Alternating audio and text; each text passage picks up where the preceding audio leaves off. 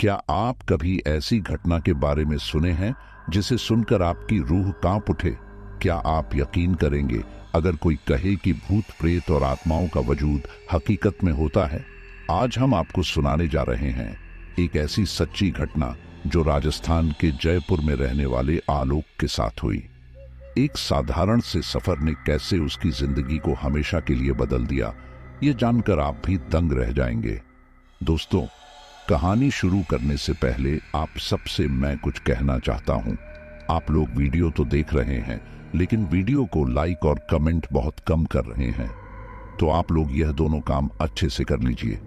तो तैयार हो जाइए एक ऐसी डरावनी कहानी के लिए जो आपके रोंगटे खड़े कर देगी। आइए सुनते हैं आलोक की जुबानी यह खौफनाक किस्सा, जो आपको यकीन दिला देगा कि इस दुनिया में भूत प्रेत भी होते हैं। तो चलिए शुरू करते हैं यह डरावनी दास्तान। यह कहानी राजस्थान के जयपुर में रहने वाले आलोक की है। वह पेशे से एक सॉफ्टवेयर इंजीनियर हैं। तो चलिए अब ये कहानी आलोक के पॉइंट ऑफ व्यू से सुनते हैं। दोस्तों, मेरा नाम आलोक है और मैं जयपुर की एक प्राइवेट कंपनी में सॉफ्टवेयर इंजीनियर का काम करता हूँ। वैसे तो मुझे शुरू से भूत वगैरह पर ज्यादा विश्वास नहीं था, लेकिन एक बार मेरे जीवन में ऐसा हादसा हुआ जिसके बाद मुझे यह मानना पड़ा कि दुनिया में भूत वगैरह जैसी चीजें भी अपना अस्तित्व रखती हैं। दरअसल यह बात उन दिनों की है जब मैंने जयपुर में नई जॉब पकड़ी थी। मुझे शुरू से ही कार चलाने का बहुत शौक था, इसलिए मैंने जॉब लगते ही 4-5 महीने बाद अपनी खुद की एक कार ले ली। मेरा होम टाउन जयपुर से लगभग 20 किलोमीटर दूर था, इसलिए मैं रोज अपनी कार से ही अप डाउन करता था। लेकिन रोज रोज कार से अप डाउन करने पर मुझे यह समझ आने में ज्यादा दिन नहीं लगे कि यह मेरे लिए बहुत महंगा पड़ रहा है। मेरी सैलरी भी शुरू में उतनी ज्यादा नहीं थी, लेकिन कुछ ही दिनों बाद अपनी आर्थिक तंगी को देखते हुए मैंने एक फैसला लिया। मुझे नहीं पता था कि मेरा यह फैसला इतना गलत और डरावना साबित होगा। दरअसल मैंने सोचा कि मैं रास्ते में मिलने वाले 2-4 लोगों को लिफ्ट दे दूंगा और उनसे किराए के पैसे ले लूंगा। इससे मेरा रोज का आने जाने का पेट्रोल का खर्चा निकल जाएगा।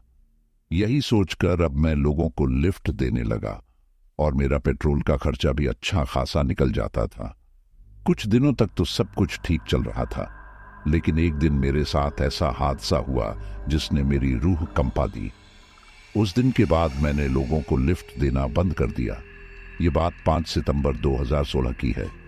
मैं अपने ऑफिस से काम खत्म करके निकला ही था और तब तक लगभग शाम के 7 बज चुके थे। धीरे धीरे सर्दियों का मौसम आ रहा था, इसलिए अंधेरा भी जल्दी हो जाता था। मैं कार चलाकर अपने घर की ओर जा रहा था, तभी मेरे पेट में चूहे कूदने लगे और मुझे एहसास हुआ कि मुझे भूख लगी है और काम के चक्कर में मैंने सुबह से कुछ भी नहीं खाया है। मैं मन ही मन सोच रहा था कि कहीं कुछ खाने को मिल जाए तो गाड़ी रुककर कुछ खा लूं, शायद मुझे कुछ सवारी भी मिल जाए, क्योंकि आज किसी ने लिफ्ट नहीं मांगी थी और मैं अकेला ही घर की ओर जा रहा था। ये सब सोचते हुए मैं शहर से काफी बाहर आ चुका था। तभी अचानक मुझे सड़क के किनारे एक आइसक्रीम वाला दिखा। उसे देखकर मैंने सोचा कि वैसे भी सर्दियों का मौसम आने वाला है, तो क्यों ना एक आखिरी बार आइसक्रीम खा ली जाए। यही सोचकर मैंने अपनी गाड़ी को आइसक्रीम वाले के पास रोका और आइसक्रीम खाने के मकसद से गाड़ी से नीचे उतरा। इसके बाद मैं आइसक्रीम वाले के पास जाकर आइसक्रीम खाने लगा। जब मैं आइसक्रीम खा ही रहा था, तभी पता नहीं कहां से एक बुजुर्ग औरत और एक छोटा बच्चा आ गए। वे काफी देर से आइसक्रीम वाले के बगल में खड़े थे। जब तक मैंने आइसक्रीम खाई, वे वहीं खड़े रहे। मैंने आइसक्रीम खाते हुए उस छोटे से बच्चे की तरफ देखा तो वह बच्चा एकटक मुझे ही देखे जा रहा था। उस बच्चे को देखकर मैंने सोचा कि शायद इस बच्चे को भी आइसक्रीम खाने की इच्छा होगी। तब मैंने उस बच्चे से पूछा, बेटा आइसक्रीम खानी है क्या? तो उस बच्चे ने हाँ में सिर हिलाया। फिर मैंने आइसक्रीम वाले से एक आइसक्रीम लेकर उस बच्चे को दे दी। मुझसे आइसक्रीम लेकर वह बच्चा उसे खाने लगा, पर मुझे सबसे अजीब बात यह लगी कि मेरे आइसक्रीम देने पर उस बूढ़ी औरत ने मुझे कुछ नहीं कहा और न ही उस बच्चे से कुछ कहा। अमूमन ऐसा नहीं होता। आपने भी देखा होगा कि जब कोई अनजान आदमी हमारे बच्चे को कुछ खाने को देता है तो हम एक दो बार तो उसे मना ही करते हैं, लेकिन उस बूढ़ी औरत ने मुझे कुछ नहीं कहा और उस बच्चे को आइसक्रीम खाने दी। तभी मैंने उस बूढ़ी औरत से पूछ ही लिया, आप कहाँ जा रही हो? उसने मुझे उसी तरफ का नाम बताया जिस तरफ मैं जा रहा था, इसलिए मैंने सोचा कि क्यों ना इन्हें भी मेरे साथ मेरी कार में लिफ्ट दे दूं। मैंने उस बूढ़ी औरत से अपने साथ चलने के लिए पूछा। मेरे कहते ही वह मेरे साथ चलने को तैयार हो गई। यह बात भी मुझे थोड़ी अजीब लगी, पर मैंने सोचा कि रात का वक्त हो रहा है और इन्हें भी अपने घर जाने की जल्दी होगी। यही सोचकर अब मैं उन दोनों के साथ अपनी कार में बैठकर वहां से निकल पड़ा। अभी हम लोग कुछ दूर चले ही थे कि वह बच्चा मेरी कार में कुछ ज्यादा ही उछल कूद करने लगा। तभी मैंने उस बच्चे को डांटते हुए कहा, बेटा एक जगह आराम से बैठ जाओ। अभी मेरी बात पूरी भी नहीं हुई थी कि तभी उस बूढ़ी औरत ने चिल्लाते हुए बीच में ही मुझसे कहा, बच्चा ही तो है, तुम बड़े लोग कार लेकर आ जाते हो तो हम गरीबों पर रोब जमाते हो। यह सुनकर मुझे थोड़ा अजीब लगा। मैंने सोचा कि एक तो मैंने इन लोगों को अपनी कार में लिफ्ट दी है और ऊपर से ये मुझ पर ही चढ़ रहे हैं। उस वक्त मैंने थोड़ा शांत रहना ही ठीक समझा और चुपचाप अपनी गाड़ी चलाने लगा, लेकिन वह बूढ़ी औरत थी कि अभी भी बड़बड़ा ही रही थी। तभी मैंने उससे कहा, माता जी गलती हो गई, मुझे माफ कीजिए और आप शांत बैठिए। तभी उस बूढ़ी औरत ने चिल्लाते हुए फिर से मुझसे कहा, शांत तो अब थोड़ी देर में तू होगा। यह सुनकर मुझे थोड़ा अजीब भी लगा और थोड़ा डर का एहसास भी हुआ। मैंने सोचा कि यह बूढ़ी औरत क्या बोल रही है और इसकी बातों का क्या मतलब है। फिर भी मैंने उसकी तरफ ज्यादा ध्यान नहीं दिया। मैंने सोचा कि बूढ़ी औरत है, शायद दिमाग थोड़ा खिसका हुआ होगा। यही सोचकर अब मैं गाड़ी चला रहा था। थोड़ी देर बाद मैंने उससे पूछा, आपको कहाँ उतरना है? लेकिन इस बार उसने कुछ नहीं बोला। मैंने सोचा कि बूढ़ी औरत है, शायद थोड़ा कम सुनती होगी, इसलिए मैंने थोड़ा जोर लगाकर उससे पूछा, आपको कहाँ उतरना है? लेकिन इसके बाद जो कुछ हुआ उसे सुनकर और देखकर मेरे सिर से पसीना टपकने लगा। जब मैंने उससे पूछा, आपको कहाँ उतरना है, तो इस बार वह बूढ़ी औरत तो कुछ नहीं बोली, लेकिन वह छोटा बच्चा बोल पड़ा। अजीब बात यह नहीं थी कि वह छोटा बच्चा बोला, बल्कि अजीब बात यह थी कि वह छोटा बच्चा एक अजीब सी भारी आवाज में बोल रहा था, जैसे वह कोई बच्चा नहीं बल्कि कोई बड़ा आदमी हो। उसकी आवाज किसी बड़े आदमी की तरह थी और बहुत ही ज्यादा भारी और खड़खड़ाई हुई थी। उस भारी और खड़खड़ाई हुई आवाज में उस बच्चे ने मुझसे कहा, तू इतना ज्यादा क्यों बोल रहा है? चुपचाप गाड़ी चलाना, जब और जहां उतरना होगा तुझे बता दिया जाएगा। अब चुपचाप गाड़ी चला। ये सुनकर मैं डर गया। मुझे अब थोड़ा थोड़ा आभास होने लगा था कि आज मैं किसी बड़ी मुसीबत में फंसने वाला हूं। इसके बाद अब मैं गाड़ी चलाने लगा, लेकिन शायद उन दोनों को इस बात का एहसास हो गया था कि अब मैं थोड़ा डर रहा हूं, इसलिए वे दोनों पीछे की सीट पर बैठे बैठे अचानक से जोर जोर से हंसने लगे। मुझे उनके हंसने का कारण समझ नहीं आ रहा था, लेकिन जब वे हंस रहे थे तो उनकी हंसी बहुत ही ज्यादा अजीब थी। अभी वे लोग पीछे हंस ही रहे थे कि तभी मैंने गाड़ी चलाते वक्त आगे आने वाले रास्ते को नोटिस किया कि उस रास्ते पर बहुत ज्यादा छोटे छोटे गड्ढे आ रहे हैं।